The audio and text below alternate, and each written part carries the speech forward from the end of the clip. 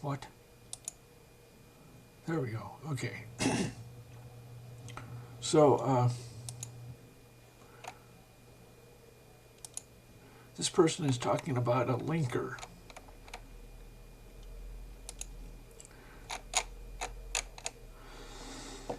He wants... Well, you can read it.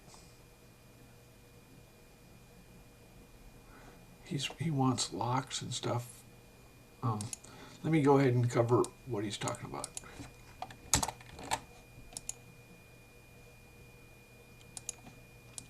So,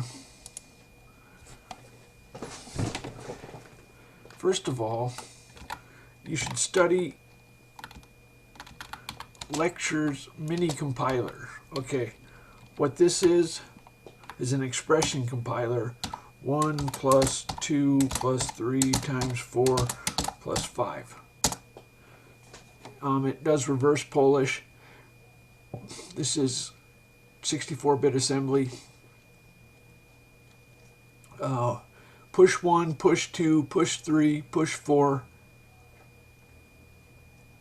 Pop 4, pop 3, multiply, push 12. Pop 12, pop 2. Add, push 14, pop 14, pop 1, add, push 15, push 5, pop 5, pop 15, add 20. Okay, so how can we do this? Okay, this is just a simple compiler to show that it's can be done by mortals. A mortal can write a compiler. So we have a buffer and we put assembly instructions into the buffer. You either, for the operators, you pop 2 arguments, you do the operation, and then you push the result. And if you have that template, on my first compiler, I had a template, and I would string together these. You can see how if I, well, anyway, you can, if you have an assembler, you can go ahead and put the code somewhere and then copy it out of the code. So Lex is what combines together digits into a single integer, or it returns an operator, and it filters out comments. So Lex is this is how they teach you to do a compiler. You make a lexical analyzer which gets a token. Like if this extern would be a token, it would skip the space. I64 would be a token. Parse would be a token.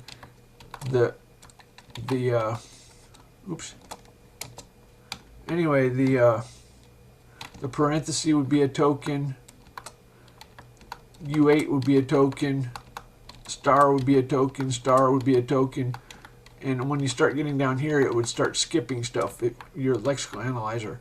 So what you do is when you hit a new operator, you compare it to the last to see which is higher precedence. And you either do it or you postpone it with the stack.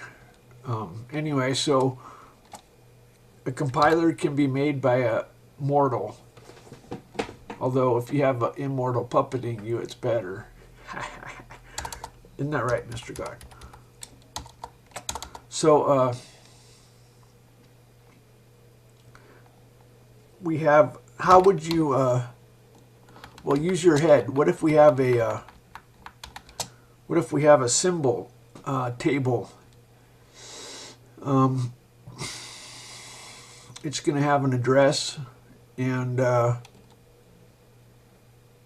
what if you start putting labels in here and stuff like that? So each task has a symbol table, and you say who minus R, there are no symbols. Who minus R. Okay, I have a symbol I. So what this is a hash table. Now somebody wants to know about locks. Okay, now this is kind of tricky. I want well, I have my operating system is not preemptive. I used to have preemption, but I got rid of it because it's better for beginners. It's just a lot simpler. So if you turn off interrupts with CLI, now actually you don't even really need to do that because it doesn't have preemption. But when it did have preemption,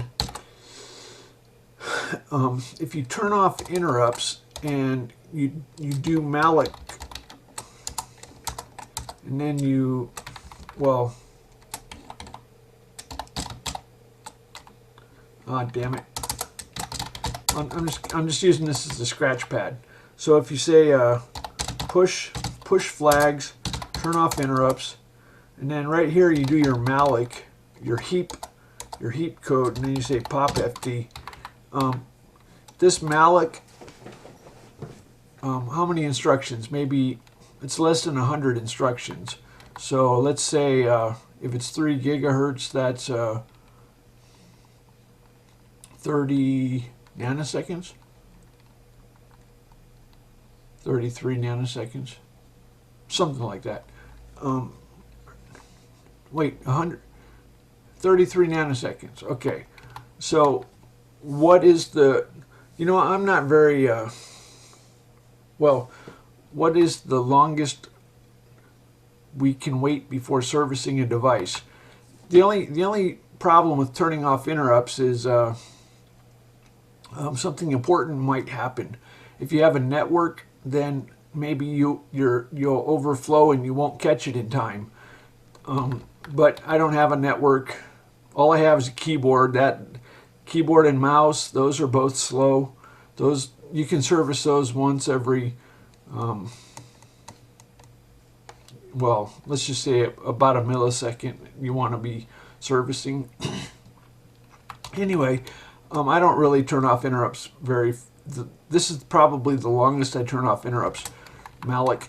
Now it has to, sometimes it has to fetch a block, not just carve off a chunk. So, so what does this do? Well, it guarantees that no thread on this core is going to interfere. So if you have 2 tasks that are mallocing, they are not going to. It's a critical section. They are not going to both be in the same part. You're not going to have 2 threads in the same set of code. Now granularity might, well, anyway. So malloc, here's the way I think about it. Turning off interrupts protects against this other task on the same core. In order to protect against multi-core access, you have to do a lock. You have to do a lock bit. I use the lock prefix on the bit test and set, and then I do a lock prefix on a bit test and reset. And you give it a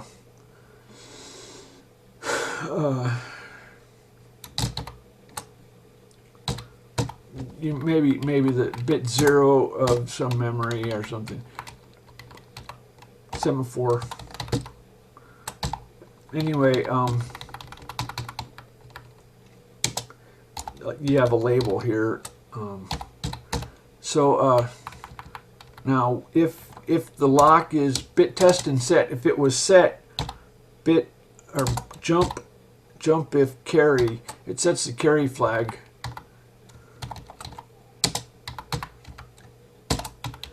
So you loop. I don't know what this does, but it seems to be what you're supposed to do.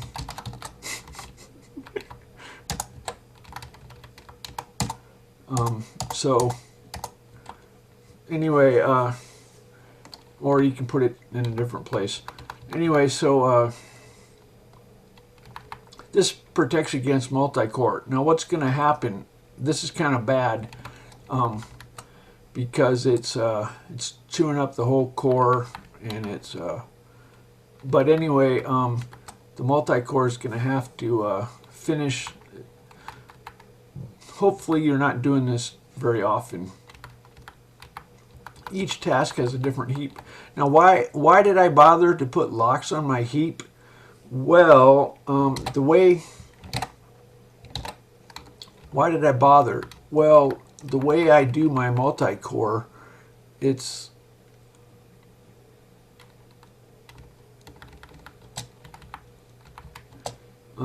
you want to be able to allocate off of other tasks heaps. So I made it safe. Anybody can allocate off of any task heap. You can allocate off of any heap, and that's very nice. Now when it comes to expense, putting a lock grabs the bus in some way that is expensive, but it's worth it. So I put a lock on that. Now another thing that I do. Okay, so what about my? So he's talking about a linker. Well, we don't have a linker. We have a symbol table, and if it doesn't find a symbol, it searches the parents. So if I just say who, say plus R, these are all the symbols in Adam. Adam and Eve. Adam is the first task, and his symbols you inherit.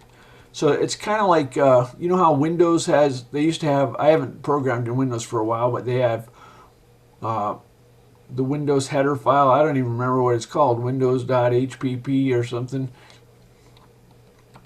You don't ever need to, there's not a linker.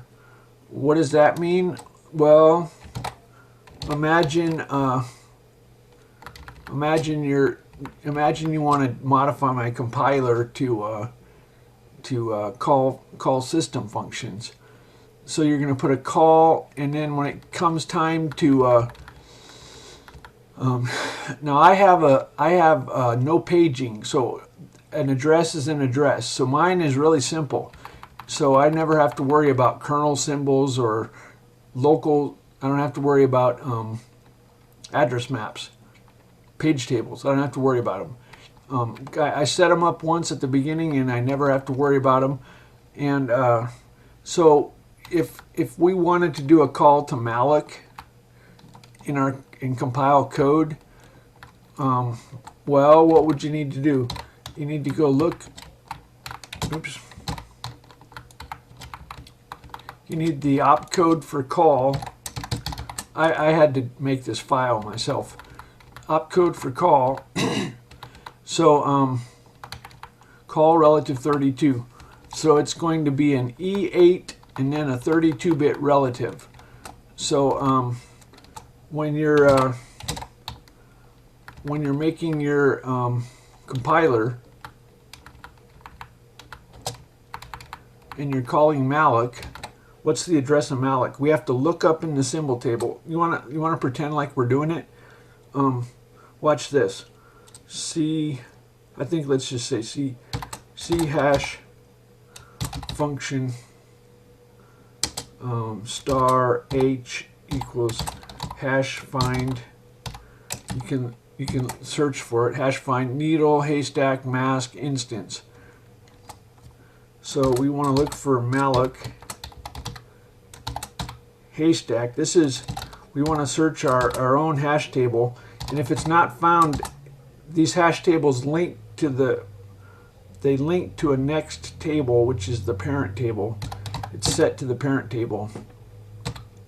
So it's not going to find it in the local table, and it's going to search the parent. And then we say what type, HTT. We want to search for a function in the table, and we want instance 1. Okay, so H. So let's do a class rep on H. So what we have here is there's the string in the hash table is malloc. the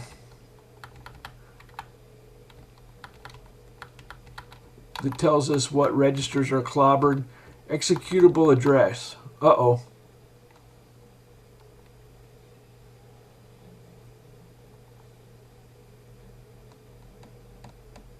Let's go ahead and H.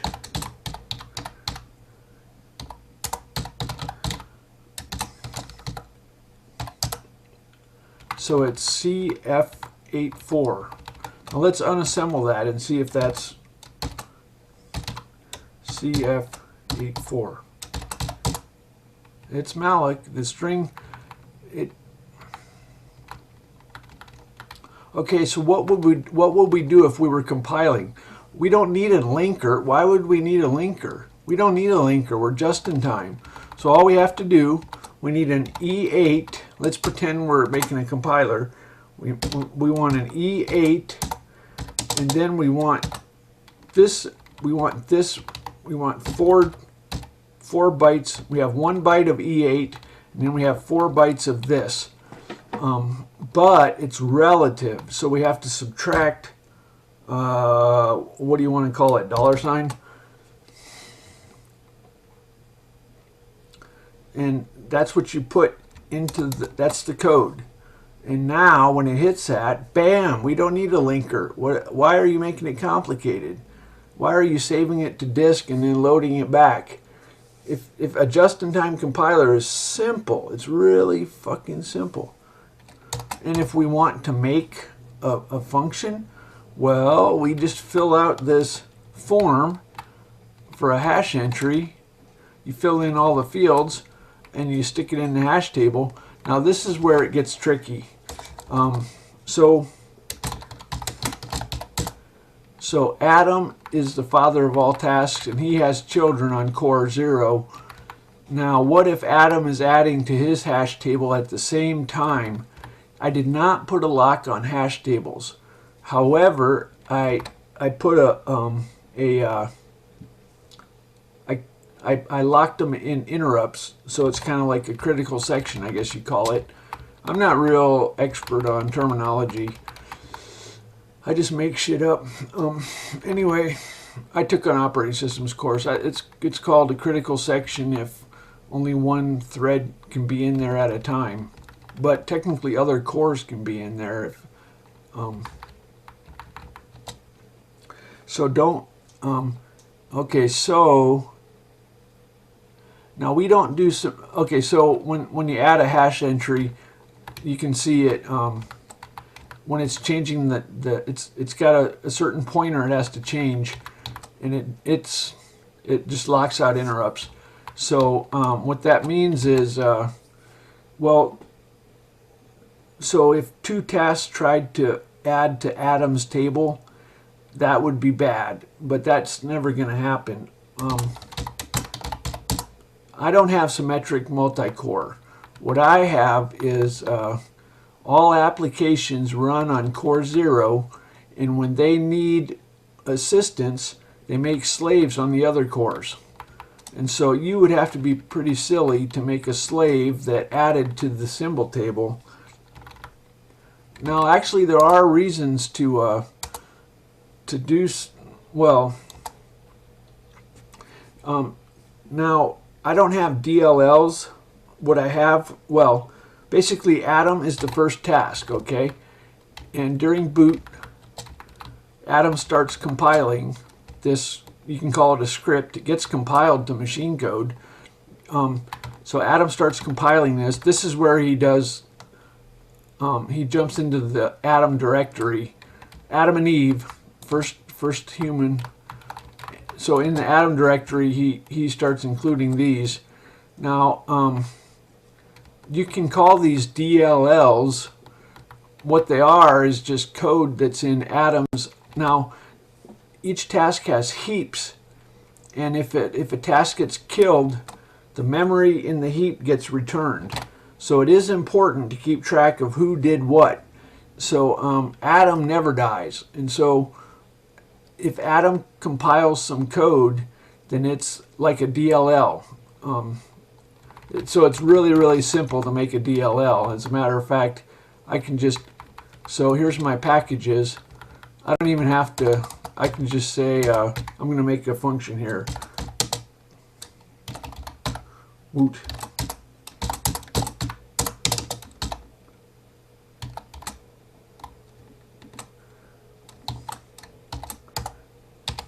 That's not very funny. Okay. So now I have some code in my now if I reboot, now immediately in my symbol table I have a function. Okay. So it's that easy to make a DLL. So all you have to do, put in include, and then your code will be now what if you want an application to have global variables? Well, that's pretty easy too. I can say I64 me global. Okay, now if I reboot,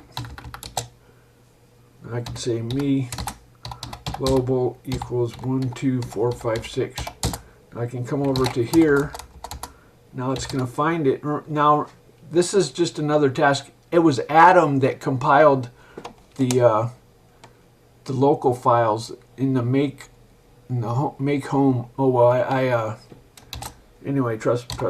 If it doesn't find it, it searches the parent, and there's a make home in the parent directory. Anyway, and then I got kind of fancy. It's probably confusing. So anyway, so this is a global variable. Or it's a system variable. Now what if you wanted a separate one? Now there are a couple cases where well, here's what you do. You make a frame F1 and then read about frames. What these are variables that are stuck in the symbol table with a name. So we want frame add name value. Okay.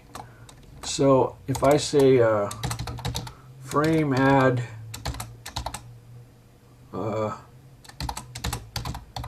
I don't know,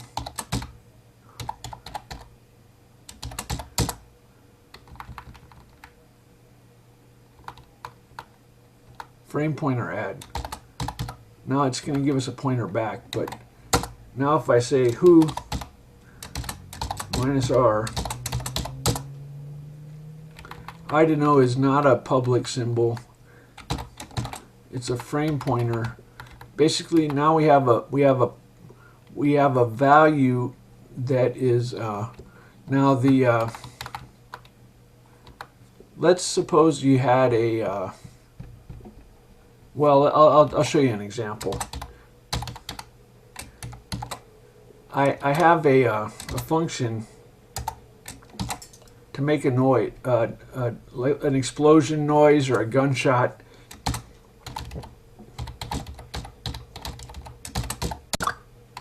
It makes a noise. Let's make a longer noise. Now what it has to do is write to the speaker. So this is actually spawning a task. Let's go ahead and look at the wallpaper. It's actually spawning a task with the. It spawns a. Let's do 2 seconds.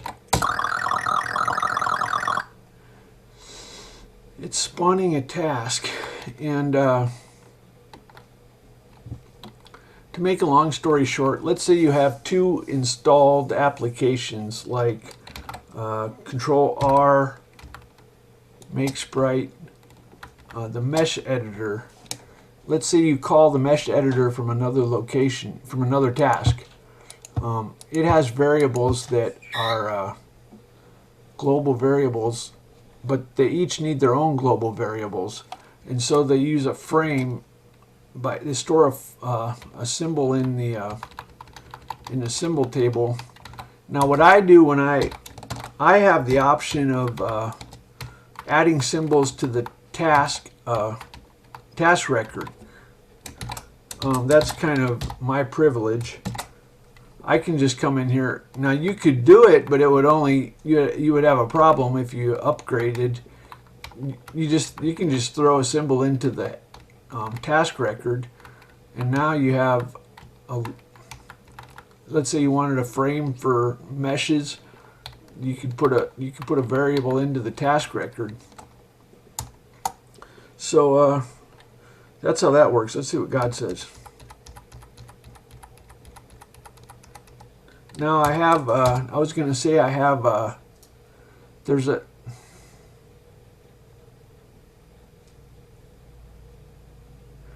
another type of lock. I have situations where you can sort of, it's like import, but my function is different.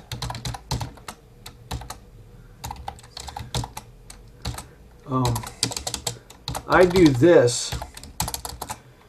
I can change tasks in 4 million times a second. Watch this. So if I say while true yield, I can change task 4.5 million times a second. It is actually faster to change a task than it is to read an I/O port. I/O ports take about, I think they're either 2 megahertz or 600 kilohertz. I always forget. Anyway, so I can read a I can change tasks faster than I can read a port. That's because I use I don't mess with address maps. Everything just that's why my operating system kicks ass. Anyway, so it's simple, it's elegant. Once you understand the concept, everything just falls naturally into place. I don't need DLLs. I just have Atom at boot compile stuff, and then we inherit his symbol table, and I don't need well, anyway, so that's how that works. So as a matter of fact, have you ever seen this demonstration? I can go into the root directory. Now if you have a file missing in your home directory, it searches the parent, which is the root. So there's default files for your home. You could delete all the files in your home and it would use the defaults in the root. That's just how the file system works. So we're going to turn echo on, and now we're going to reboot. Let's do it this way just to be dramatic. So here's my bootloader. I'm going to press 1. Now this code normally gets compiled really fast, but we slowed down so you could see it.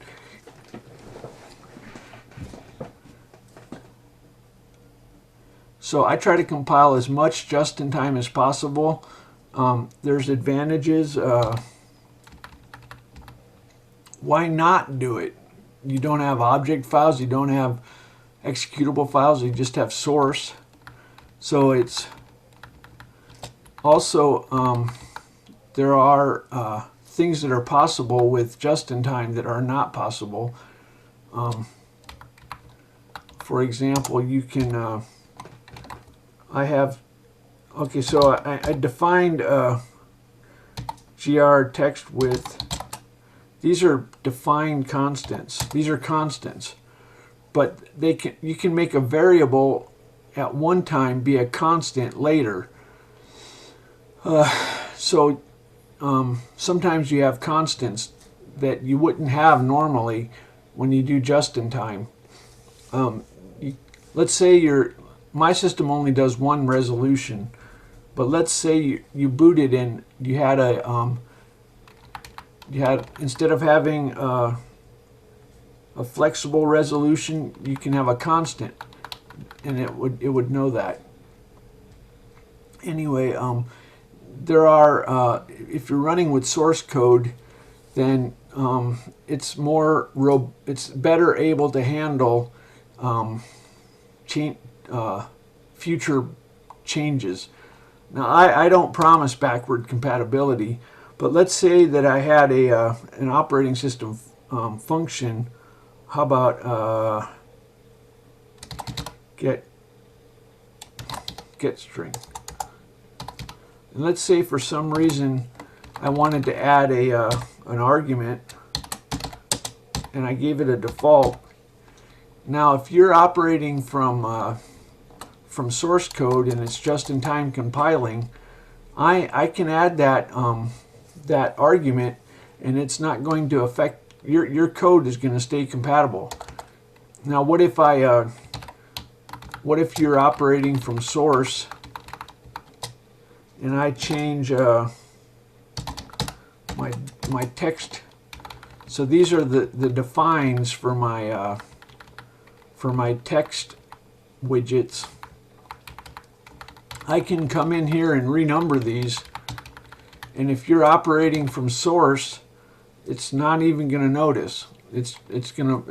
So there's a lot of compatibility protection, backward compatibility protection, but I don't promise backward compatibility. Down the road, we might it might be well, I want this to crystallize into a diamond of perfection of 100,000 lines that lasts 1,000 years. That's the goal. And I like to say, if you design as though it's going to change in the future, that means it's not perfect. Perfect means it's done. When they designed the BMP file format,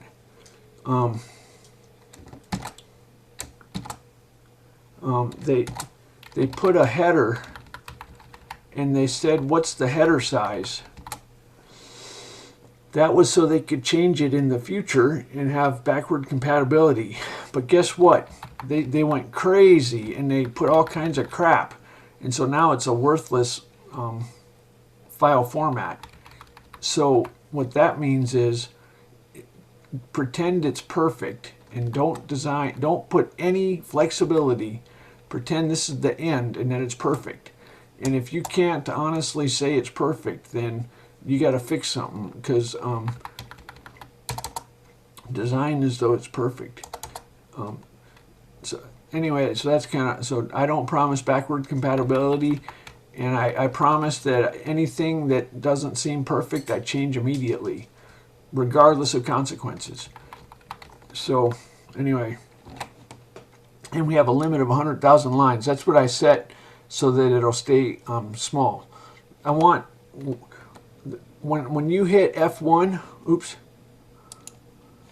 when you hit F1, I want this to be cozy. This is the index of help, and I want you to say, wow, I can master that. That's not too bad. Like, here's frames. That's not too bad. Here's if you want to get a God word or a Bible passage, that's under God. The graphics routines, there's a lot in here. But you can master this. You can. I want a teenager to eagerly memorize or get familiar with the entire thing. Once you can see the light at the end of the tunnel, and once you can get the whole thing in your head, it gives you a level of comfort and a level of command. You're in charge. You know what you're doing. That makes all the difference. Instead of being lost, and you can have confidence. You can know what you're doing. That's one of the reasons I don't want multiple architectures and I don't want multiple languages, because I want this small enough. Like we had a Commodore and we could master the Commodore. So I want this small like that. So anyway.